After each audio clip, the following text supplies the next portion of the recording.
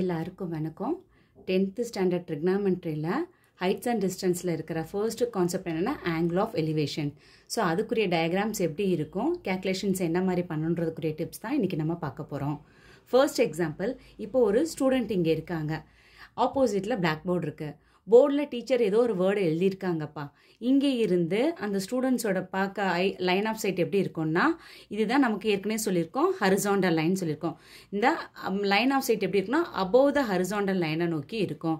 So இங்கே பார்க்குற இந்த வார்த்தை அந்த குழந்தைனால ஐடென்டிஃபை பண்ண முடியல, லெட்டர்ஸ் என்ன எழுதியிருக்காங்கன்னு அந்த குழந்தைக்கு தெரிலன்னா, இந்த ஸ்டூடெண்ட் என்ன செய்யணும், பிளாக் போர்டை நோக்கி வரணுமா, தட் இஸ் இந்த மாதிரி மூவ் பண்ணி வரணுமா, இல்லை பிளாக் போர்டுக்கு எதிர்பக்கம் ஆப்போசிட் டைரக்ஷனில் போகணுமா? நீங்கள் கொஞ்சம் யோசித்து சொல்லுங்கள் பார்ப்போம்.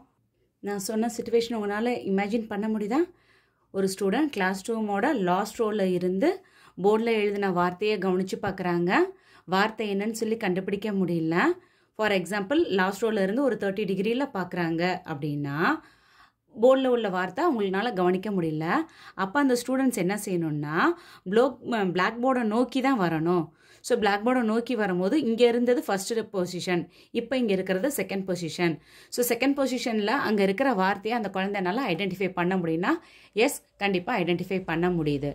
If a person or an object is moving towards the vertical line, then the angle of elevation has to be there in a increasing order.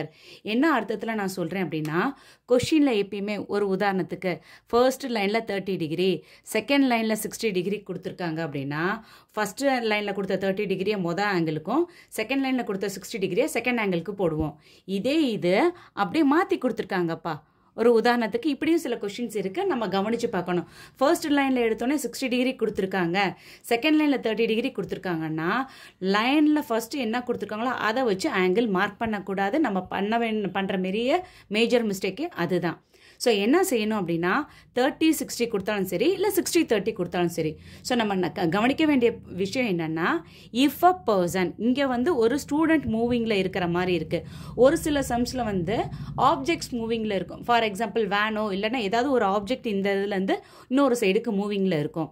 So நான் சொல்கிற விஷயம் என்னென்னா, if a person or an object is moving towards the vertical line, then the angle of elevation has to be there in a increasing order. Na 30-60 கொடுத்தாலும் சரி, இல்லை 60-30 கொடுத்தாலும் சரி, நம்ம டயக்ராமில் ஃபர்ஸ்ட் என்ன மார்க் பண்ண வேண்டிய விஷயம் அப்படின்னா, மொதல் 30 டிகிரி அண்ட் தென் தான் 60 டிகிரி மார்க் பண்ணி சம் செய்யணும்.